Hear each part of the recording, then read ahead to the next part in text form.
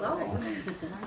Welcome to this class, this care team training class here at Hennepin Avenue Methodist. I'm just delighted that you're here. We're a nice mix of veteran care team members and new recruits, both from this congregation and others, so we'll be a nice mix, I hope, for these next several weeks as we get together to talk about lay ministry and lay visiting in your home congregation. I hope that you'll find this exceedingly worthwhile, as well the people that you're going to help look after in the months and maybe even years to come. So, I'm Mark Peterson. I'll tell you some more about who I am in a little bit, but for now, just to say, we're going to do some orienting for the first few minutes of our time together, and we'll certainly invite your questions as we move along. So let's click away and see what we come up with. So me, how come I'm teaching this class? I've got some background in the care of people who are having a tough time. The biggest part of it really came from my years as a hospital chaplain, something I did in Florida for a little over 20 years, and then here in Minneapolis at Children's Hospital somewhat more recently. Most of your visiting will probably occur in settings other than the hospital, which is to say nursing homes or apartments and so forth. Or you may have people that you're shepherding that are a little bit more ambulatory. I know one of our care receivers meets his caregiver at a pizza parlor, which is kind of cool. So it depends on who you're going to see. But you might see them in the hospital, and certainly if you've gotten to know somebody and they're admitted, then we hope you would go see them. Depends a little bit on family wishes and so forth. And you have to coordinate with that with congregational clergy because they're often seeing those people too. But anyway, that's who I am. And I work here at this congregation with our retreat center and help staff members design programs. So that's me. Enough about me. You're also going to hear from some veteran team members, some of whom are here today. There'll be others joining us along the way, and some clergy are going to talk to you about various specialty items as we move along. We'll introduce them when they come up. There are 6 classes. Each lasts about 2 hours. We'll take a break somewhere in the middle of our time together. Restrooms are just out the door to my left, your right, depending on where you're sitting. And refreshments are just here. If you are thirsting or wanting something to nibble on as we move along, just get up and get it. And we'll invite you to just take care of yourselves if you need to have a break at a time other than what's scheduled. Mark, what are the dates of this? It's every Saturday between now and May 11th, Okay. except for the Saturday before Easter. Okay. So in your notebook, there's a schedule. We'll look at that in a minute. But it's 6 Saturdays over 7 weeks. Yeah. Course objectives. What are you going to be able to do once you get out of here? Prepare volunteers to serve as care team members or Eucharistic ministers in their congregations. I'll explain that later. To reflect on our theologies of illness and experiences of loss, and to become skilled at listening, prayer, cultural sensitivity, privacy, duty to inform, documentation, advanced directives, care for solos, and self-care. So that's what we're going to do in these next weeks. Care for solos? What Yeah, is that's a solo? great question. So I'll tell you, a solo is a person who by coincidence or choice doesn't have the support normally available from family. Person who by coincidence or choice doesn't have the support that's normally available from family. So as you think about people you know, you probably know someone like that. And it might be that their family is elsewhere, and they're here. Person. You might be that person. Yeah. The Citizens League here in the Twin Cities just completed a task force, a year-and-a-half task force, which I co-chaired, looking at the needs of solos. And it was focused mostly on older adults, but we expanded that to include all adults because there are a lot of people that come to the Dignity Center, for example, here at Hennepin Avenue Methodist, who are solos, but they're not older. So the staff person from that program, that task force, is going to come talk to us in a few weeks' time, I think in May. So that's what I hope you'll have in your tool chest when you leave here on May 11th, between now and then. And as I'll mention in a moment, a lot of you probably already have these things in your tool chest. We're just going to help refine them a little bit. So, what is a care team member? That's what we're doing here. Here are the things that the Lord requires of you, if you want to, this is a quote from Micah, if you want to be in a program like this. So attend all the sessions or watch a makeup video. That's why we're videotaping it. There's a little camera going in the back right now for people who can't be here. Those videos will end up on YouTube, where if you're invited to that listening group, that viewing group, you can watch them, and you'll all be invited, of course, and it's a way to just make up if you have to be somewhere else on one of these Saturdays.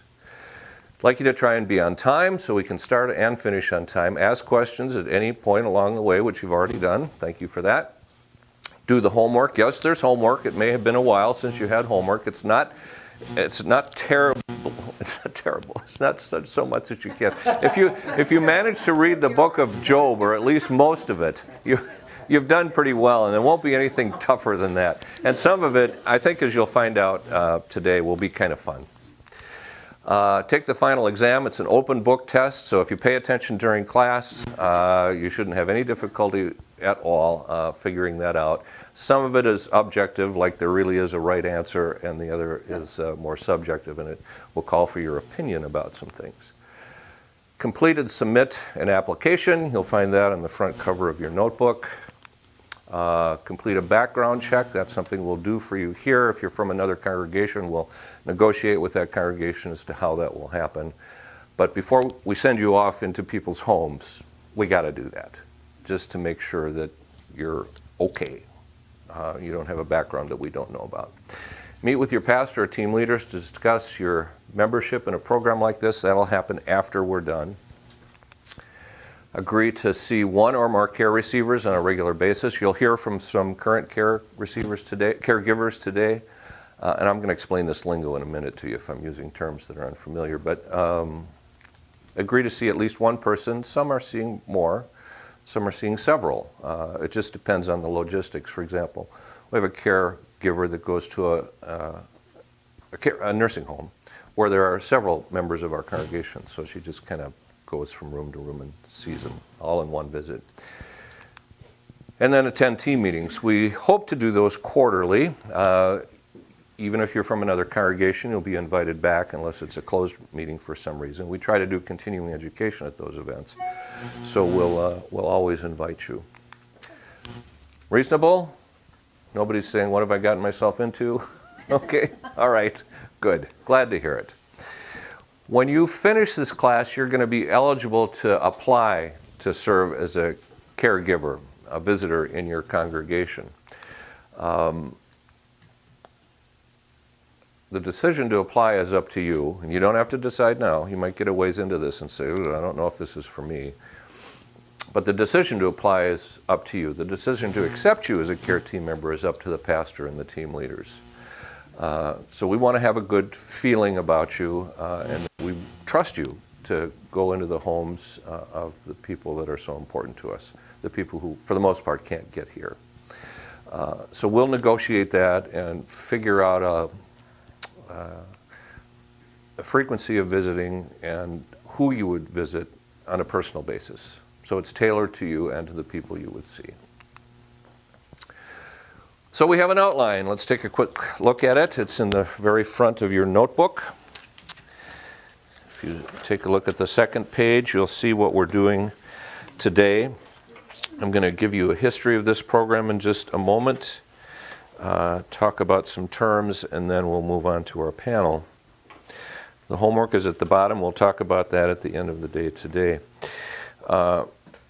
Next Saturday is the Theology of Illness piece. This is where we'll think together about why we each think bad things happen, how we've coped with them over our lifetimes, and then think about how we can be most helpful to those that might look at that a little differently than we do.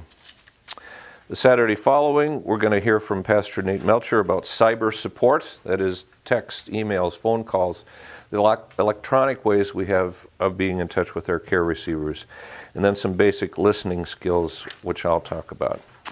Over to page 4, we're on session 4. We're going to talk about anger with God, because that's pretty common, more common than you might think. And then we'll have some of our veteran team members here to talk about staying organized in the administrative side of a program like this.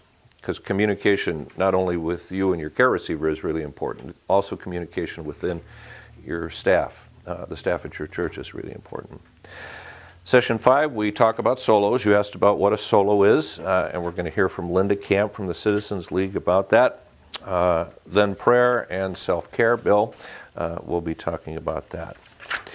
And then our last session is Eucharistic Ministry. Dwight is going to help us with that, which is to bring communion to shut-ins. There's a way of doing that, so those who want to receive communion can have it more often than they would if they had to come to church to get it. And then what do you do when your care receiver is dying? And this program has been in place long enough that several of our caregivers have experienced that, the death of people that they were visiting. And so we got to think about that ahead of time, because it will happen. So that's our schedule for these next weeks. As I say, it's 6 Saturdays over 7 weeks, and we hope you've been able to clear your calendar so you can be with us. A lot of our work will be conversational. You'll get into little pods and talk with one another about things and then report back to the larger group. So having everybody here is important. I hope you'll be able to do your best. There is a slides handout. You'll get this every time. This is the one for today. There are adjustments made almost every time, so we won't give you the rest of the handouts until you get here, but there'll be another one next Saturday and the Saturday after that and so forth. So that's a place you can take notes if you like. If you're one who likes to punch things and put them in notebooks, there's a paper punch over there. Otherwise, you can just tuck it in the back of your student workbook. As I said, most of you, certainly the people from this congregation, are here because somebody, most likely a pastor or some staff member, felt you'd be good at this. In this congregation anyway, we don't put out a big announcement inviting everybody to come. When we do that, we find that sometimes people show up who really don't have this gift, even though they think they do. So our way of recruiting is to talk to current team members and say, who do you know in your circle of friends in this congregation who might be good at this? And we talk to pastors and invite them to think about who from their church might be good at this. So when I say some of this will be familiar, it's because you're probably already pretty good at this. Somebody thinks you're a good listener. There will be other things that are new. So I think a refresher is always good, and I hope that you'll take a good listen to everything that we cover, even if you say, oh, I learned that back in college. Because a reminder, a refresher is, I think, always very helpful. Well, good morning to those of you who are here and to those who are coming later on. I'm really glad you're doing this. I can't tell you in the last couple of months how important I've discovered that congregational care is across the board. And because there's so many different models, we are working to discover which models work best and to offer you something that's comprehensive, both clinical and relational, to enable all of us to care for each other. The emphasis is on congregational care, which is different from pastoral care. And it's because we really do believe what Paul says, that when one part of the body suffers, we all suffer. And when one part of the body rejoices, we all rejoice. And so congregational care enables us to live that out in real time as we get to know each other, as we get to journey with each other, and as we get to help each other grow and help each other experience the grace of God through knowing and sharing each other's lives. So thank you. Thank you for coming. Thank you for your sacrifice of time. I know there are other things you could be doing as we move into the spring. But one of the things I've said here at Hennepin is that it is one of the most flexible, user-friendly ways of living out your faith. Because once this initial training period is over, then you get to meet people and experience them as your life and their life actually intersect. So thank you for coming. I'm really, really happy to have you here. And I hope that these next few weeks will be beneficial to you and to the people that you're going to serve. Great. Thanks, Reggie. All right, history of the program. How did this thing come to be? way back in 1974 when I was a green as grass pastor, still in seminary, but they sent us out for a year of on-the-job training, which in the Lutheran system is called internship. So I was sent to Florida, which was a pretty nice place for a Floridian to go. Got involved with a congregation there for a year, and as often happens with the young guy, that's who gets to go do the visits on Sunday afternoon when church is done with the people that can't get to church. So Harold and Gracie were an old retired couple from that church who I wouldn't say had the best of marriages, so they kind of took turns going to the hospital, I think, to just escape one another. And Harold would go to the Veterans Hospital because he was a vet, and that, at least in St. Petersburg, Florida, took kind of a long time. There was a long time for diagnosis and treatment. He was a double amputee, so mobility was extremely limited. Sunday afternoon, church is done. I go to see Harold at Bay Pines Veterans Hospital in St. Petersburg, Florida. And while I'm sitting there, in walks Erna Burge. Erna was a member of Bethel Lutheran Church, the congregation that I served. I didn't know she was coming. She didn't know I was coming, but she just went to see Harold and bring him a bulletin from Sunday morning services. So now it was we talked, the three of us talked about church and life and so forth. And then when Erna and Harold and I were chatting, in walks Louise Kaiser, another member of the congregation, who brought him some flowers from church. And now there's the four of us just chatting there, and a light bulb just kind of went off in my head. I said, I didn't know you were coming today. And they said, well, I didn't know you were coming either. I said, well, maybe we should talk about this and see if we can't get a little bit better organized. There was no lay visiting program in this church at that time. This is 1974, after all, before Befrienders and Stephen Ministry and all of that. But it's a phenomenon, and I'm guessing it occurs in your congregation too, where people go to see each other because they're friends. If Clark went to the hospital, I would go see him. Denny did. If Bill did, I would go visit them. But so might you go see Denny, or Denny might come and see Clark, but informally, if there was no program for that, because we're a family after all, and we care about each other. A big reason people go to church is to see their friends that are there. And when one of them isn't there, it's not uncommon for a phone call to happen that afternoon. It does with me in the church that I go to. If somebody that's usually sitting behind me, I know who those people are. Connie and Dick is there, and Judy is over there, and little Jack is over here. And if one of them is missing from our little pod of people that sit together on Sunday morning, we wonder about that. And if we're going to be gone next Sunday, we always tell them, so don't look for us next Sunday, we're going to be out of town. So it was a phenomenon that I noticed early on in my ministry, people caring for people. Then I got this job after I graduated from seminary at a great big hospital in St. Petersburg, Florida. Bayfront Medical Center was its name. It's bigger than Hennepin County Medical Center here. Ultimately, 5 helicopters served it, trauma service. So it's a big regional referral hospital. I was one guy, and I was working half-time because they hadn't had a chaplain before. Kind of got my foot in the door because the CEO and I knew each other, we old family friends, and I thought I might like to try this, and so he gave me a chance. At the end of each day, I would just walk out and there's no way I can take care of this place. There are too many people. It's like Jesus in the temple, everybody tugging on his robe. There's more than I can deal with here.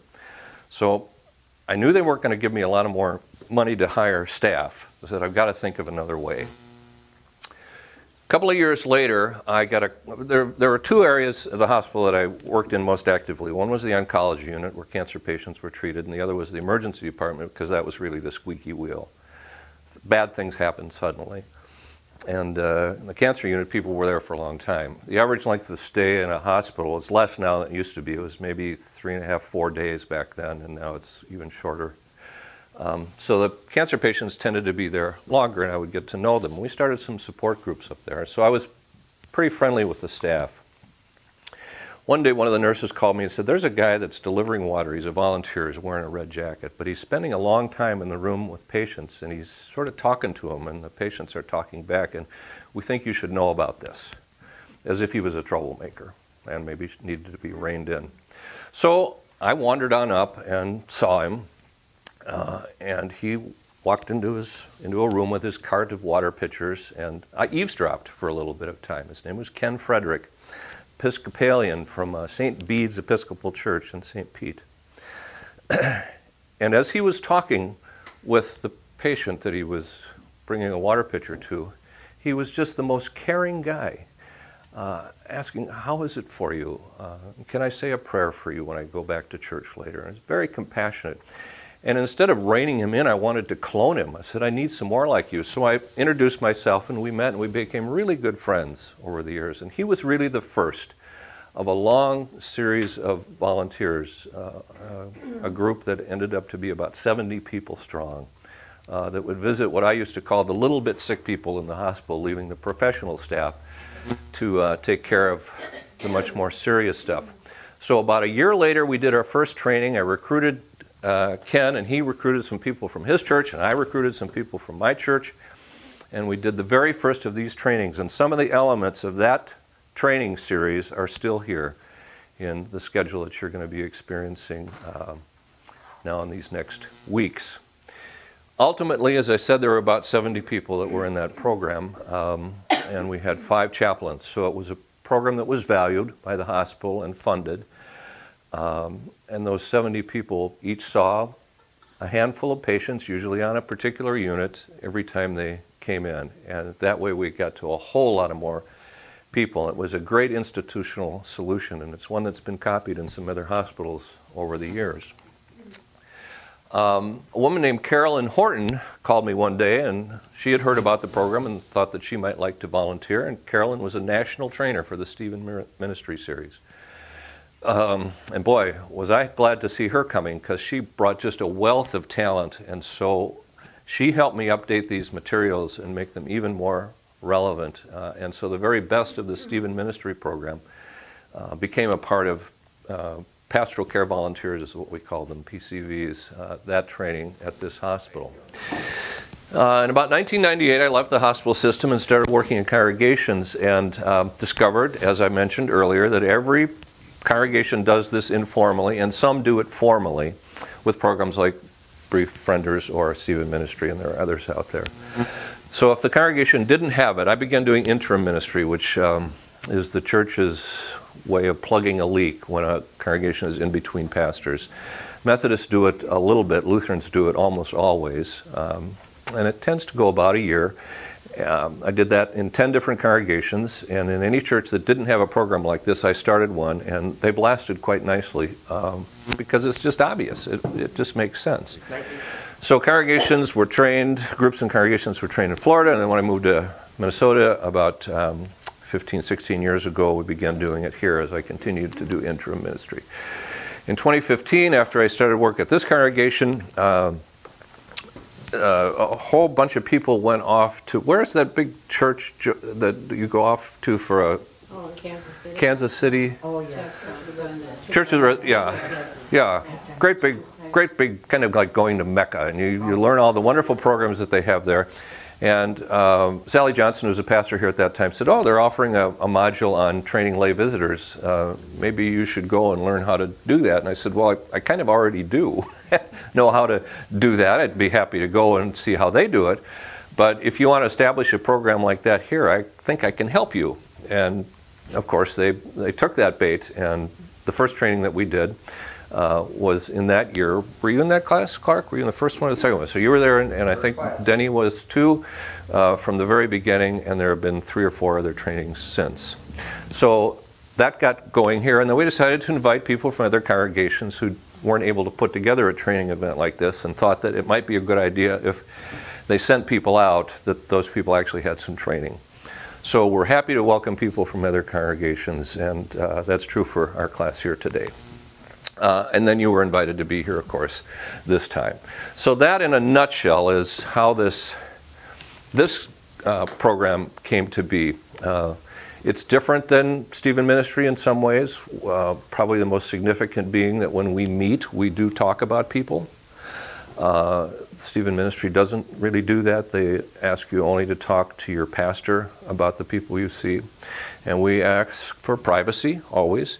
The panel that will talk to you in a little bit today will talk about their experiences, but they're not going to name names, of course, because private things should stay private. And they'll talk not only about the people that they see, but also how the program has affected them as caregivers.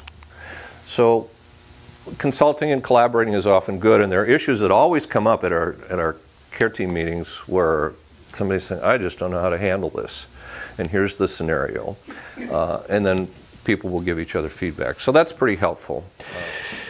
So do you have formal programs other than Hennepin, the people from other churches? No, no. So what's building? You're building it. Good.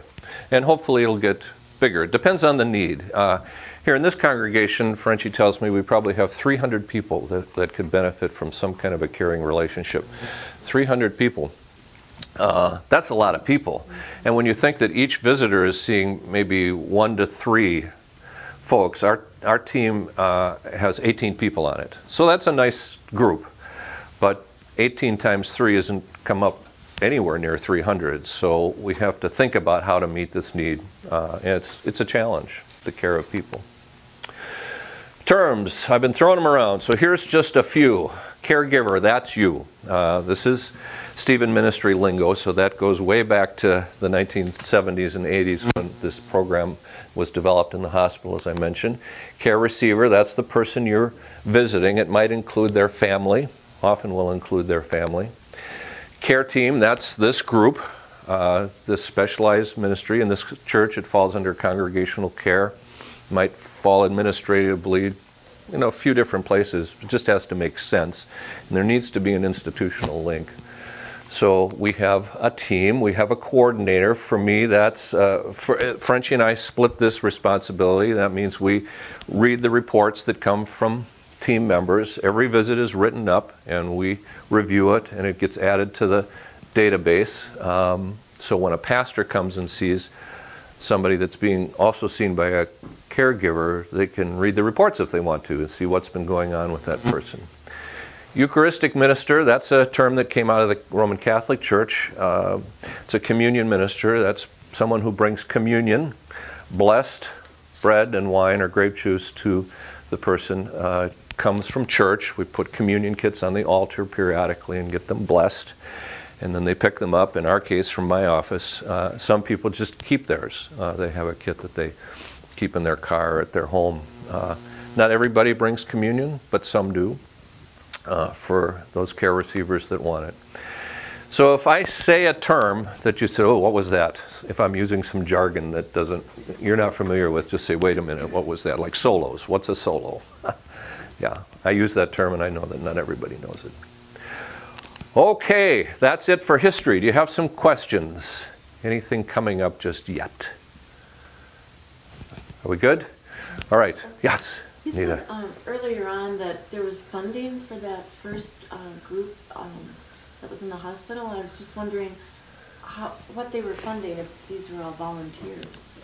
Well, as these things cost money, my time costs money, and the hospital has to support that, because if I'm taking several hours to train lay volunteers, that's several hours that I'm not up on the units visiting people. So you have to factor that into the building of a budget. And a program like this should have a budget, because there are going to be supplies that you need. It's not a lot, but I believe it's important enough that it should be funded by your congregation. And what that number will be, you'll just have to talk. It's not very much here. A little bit more because of the training that happens here. Yes. It lends credibility too. There's a sense of, and a very old-fashioned sense of, well, you're just volunteering, or you're just, it gives a little level of professionalism, and it says we're taking this seriously. Yep, it absolutely does. So there are supplies, there are snacks for meetings, all kinds of little things like that. Though we got a grant this time from an outside source. Citizens League actually is helping pay for this training because they feel it's so important that you learn about the care of solos, who I mentioned before, that they have helped us fund this event, which is really quite nice. So it helps. Rob, I think. So just thinking through this ministry as a result of this training was very helpful to me. The other thing that struck me as I think back on it is a lot of my experience has been helping the care receiver talk and tell his story and to fill that. The most difficult thing for me to respond to is feeling helpless or wanting to do something, and I constantly feel that way. On a couple of occasions I can think of where I was able to help with some kind of a medical or difficult situation in the room. Boy, I felt useful, but that isn't why I'm there. But you feel that tug all the time. The other piece that I find just has helped me from the training is that I will just generally say, how are you doing or how are you feeling? And so we will speak around that. But what's on your mind, which is the second dimension, and that's where most of the conversation goes because he has a lot on his mind. And then occasionally we'll talk about his interior life, the spiritual journey. That's less of what we talk about. But those three areas I learned from Mark are just how I organize in my own mind the conversation, and then I just follow where he goes with it. I shadowed Sally Johnson a year ago, and she introduced me to him. He and I attend the same service here at Hennepin Church, Sacred Journey, so I had known him from that prior experience. He's been in the situation he's now confronted with for approximately 2 years. He was wheelchair-bound diabetic, and he and his family were on a trip to Europe. Before he arrived in Amsterdam, he fell to some what now is understood to be an attack of MRSA, which is a staph infection that is resistant to antibiotics, and it nearly killed him, but they were able to save his life in Europe, return to the United States, hospitalization, and eventually settled into a continuous care retirement facility in Wayzata. So when I met with him, he was stronger and able to get in and out of his mobile wheelchair, but over the last year, that his strength and ability to leave his bed is less. I was struck by Mark's comments about the story of Job, because I feel as though he's almost had a Job-like experience, and he will never speak in any complaining way at all. He's the most gentle person I've ever met. So I think his wife will express the emotions. He does not. It's not in him. Conversations are remarkable and enriching for me. He talks about things that I just can listen to him for hours. He's a brilliant mind. He has both high verbal skills as a lawyer and math skills as an engineer, and he can talk in those two worlds. They'll just leave me spellbound. He loves to talk about his family and grandchildren, and when I began speaking with him early on, asked him about how he looked at the future, he said, well, I would hope I have another 2 or 3 years. And just this last weekend, he celebrated his 80th birthday with the entire family coming to town. So it's a good moment for him. I think the core thing I heard from Ginger and from you is, for me, congregational care and pastoral care both are about listening to stories. Listening is probably the #1 word. Stories is the other. And your part in that exchange is very tempting to counter story, which is you tell a piece of yourself, but you take the ball away. And I would say my challenge to myself is, this is not about my story. My story is only to elicit more of their story. And I think that's the #1 listening skill, and all the little pieces that we learn that continues to help me too, is to not go there. I've been doing this, like Mark, since the 80s, and was in a wonderful program when I lived in Missouri. And so I've had a combination of dementia persons in institutions, in nursing homes, in hospitals. I have a person now who's 97 in her own home. Whoa, way cool lady that most of you in here who are from here know her, and she's just doing great.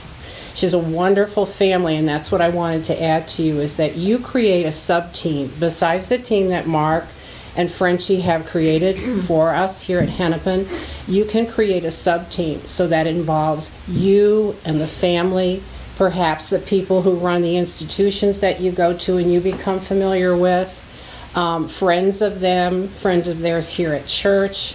And there's one person I care for, and she has a person who, when she was still here attending at Sacred Journey, was the driver. She always picked her up. And so I felt that was important to include her because she also was a new member. And so it created care on two different ends. And so you create this team because then you aren't feeling like you can sometimes feel and the family feels you're on your own. I wrote down some things that I thought would be helpful.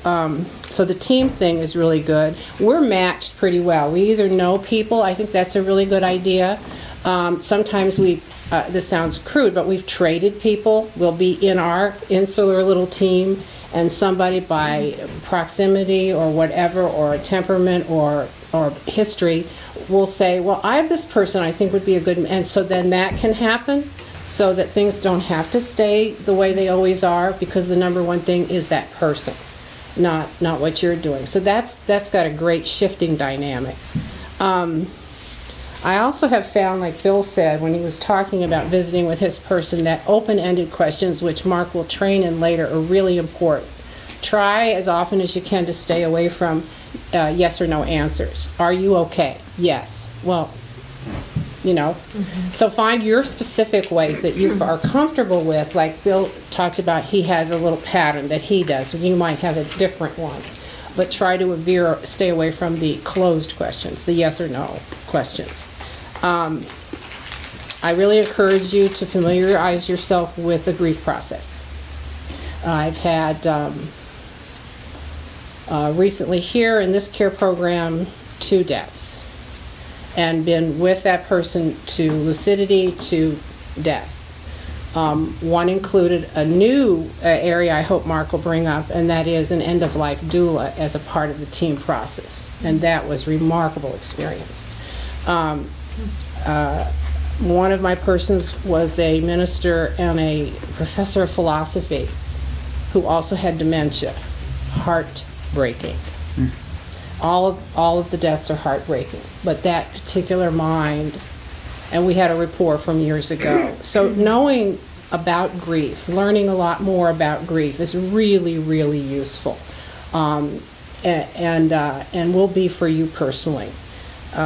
The other thing that I've learned that really has helped me with a person who passed away this summer, I was involved with the actual dying process. There is literature, and I have a copy of one that describes the actual physiology of the dying process that has some markers. Because I had some of the team that was created for the family in the hospital to do the connection to the friends, asked me, well, while I'm assigned sitting here, how am I going to know this or this?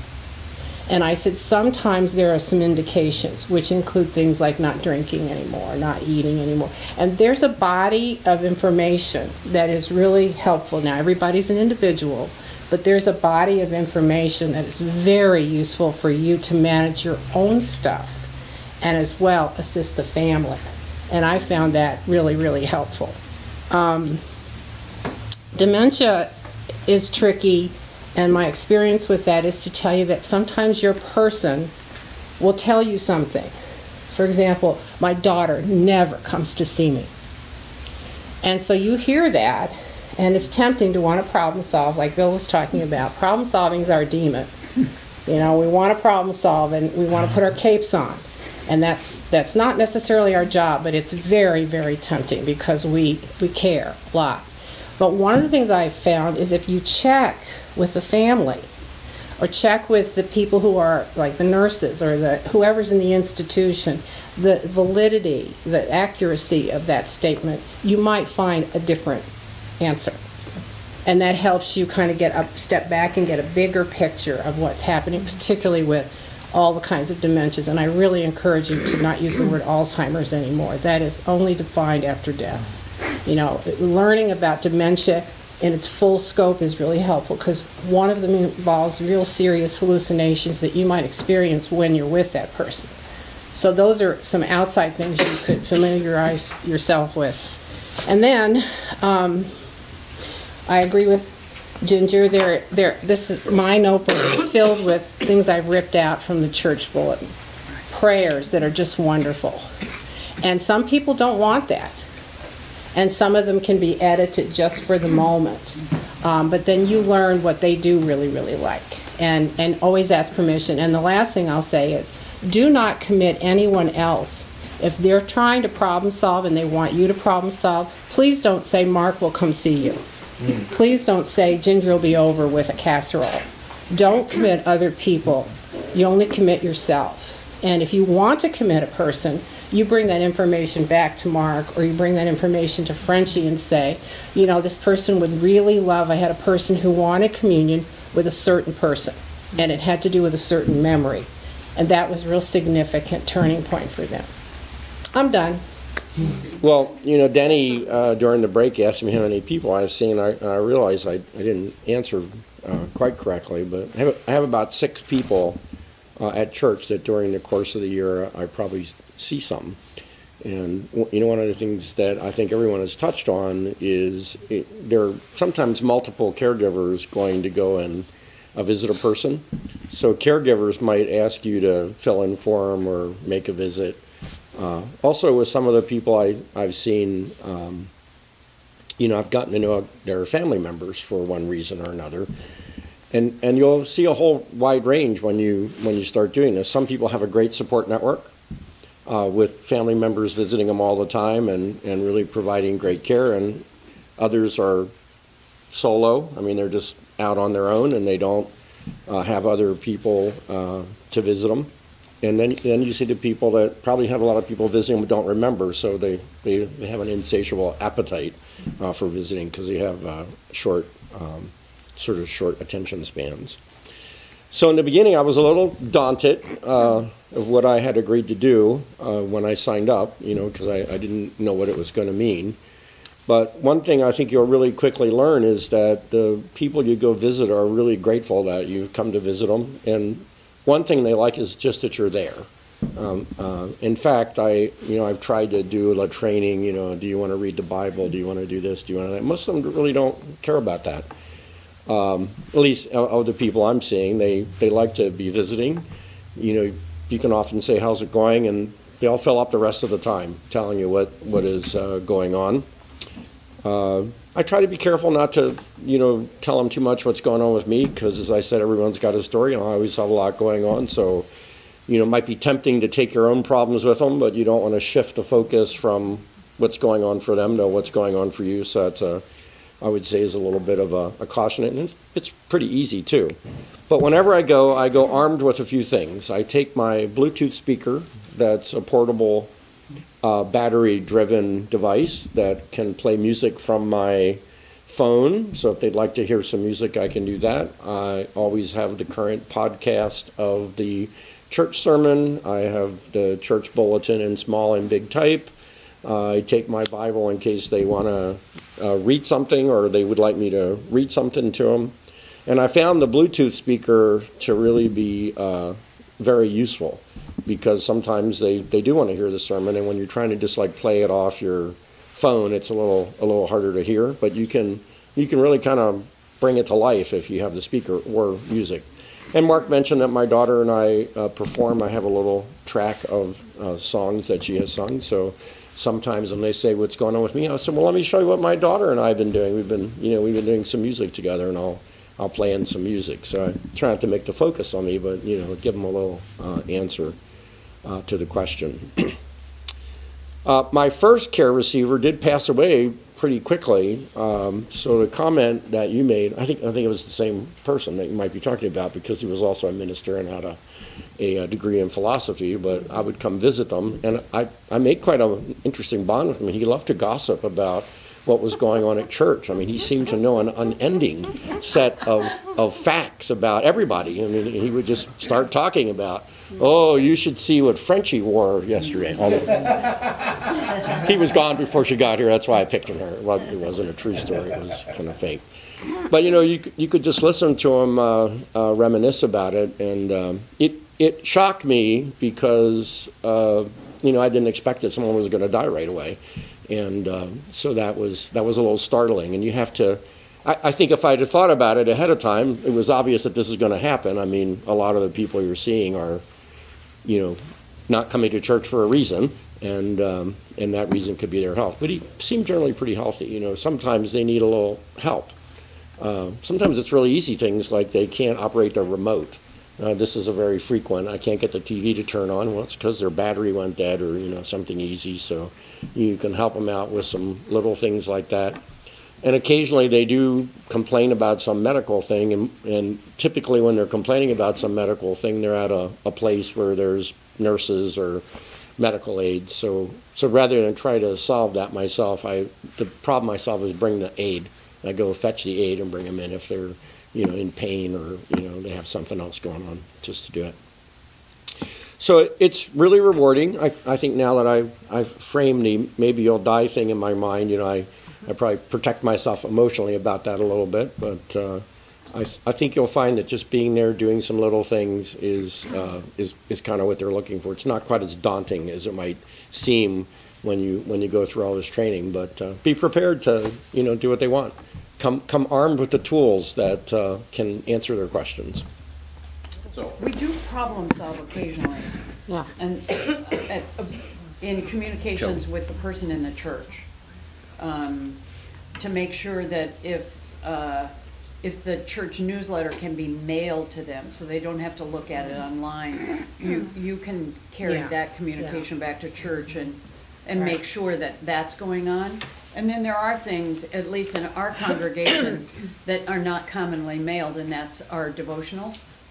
And my folks like to get the devotional. They want a copy of it. We have a Lenten and an Advent devotional the members submit. Yeah. And they love that. Yeah. So church communications that are not easily accessed online by them, it's very nice for you to be the carrier of those items. So yeah, I think that's cool. So when Clark was saying he comes armed with stuff. Yeah, I go shopping before I go visit. I come over to church and I walk around and just pick up stuff. What can you I mean, I don't know if they want it, but I have a lot of stuff if they want stuff. I So bring they my feel iPad. connected.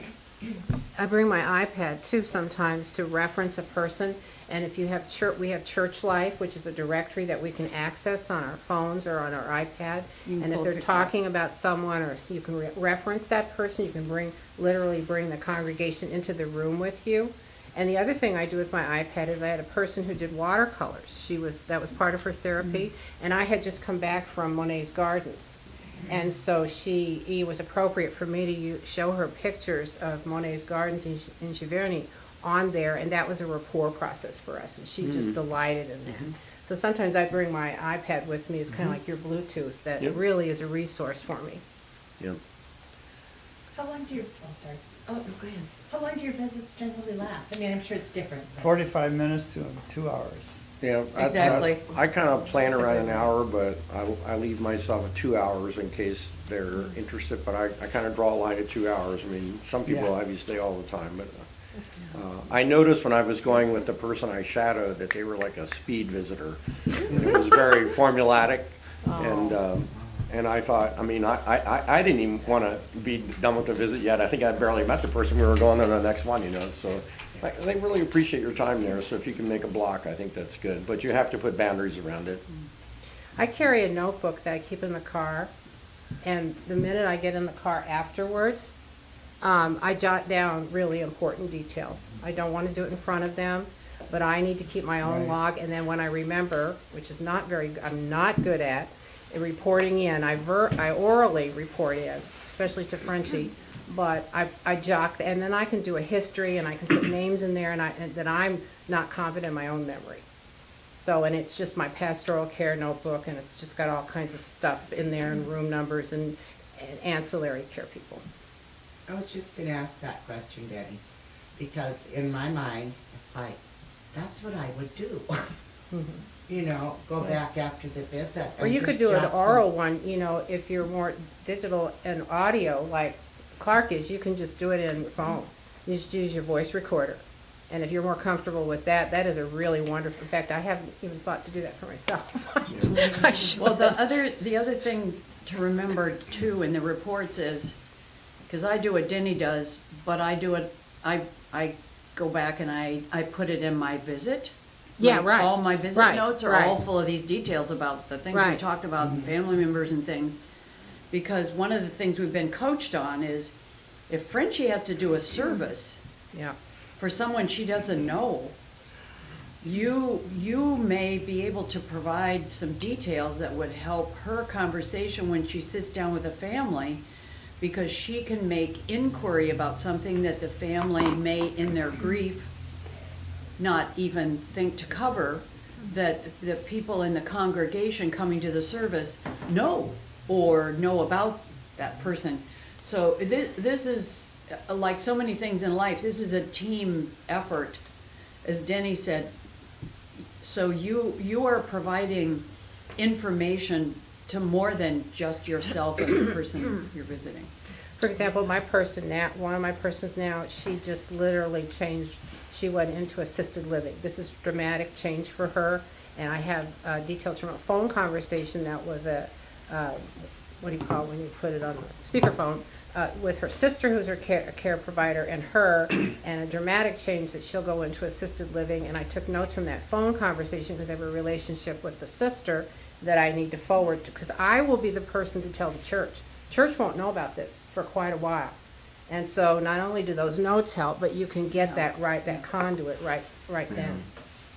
There's a logistics thing too you have to pay attention to. You need to, you know, get in touch with the care receiver before you go visit them. One of my care receivers comes to church regularly, but he doesn't have good mobility, so he walks really slowly. And he said, well, someone just came impromptu to visit him. They knocked on the front door, and he said by the time he got to the front door, they had gone around to the back door and were knocking on the back door. And he said by the time he got to the back door, they were back to the front. And he said, you know, you really need to call. And it wasn't me this time, but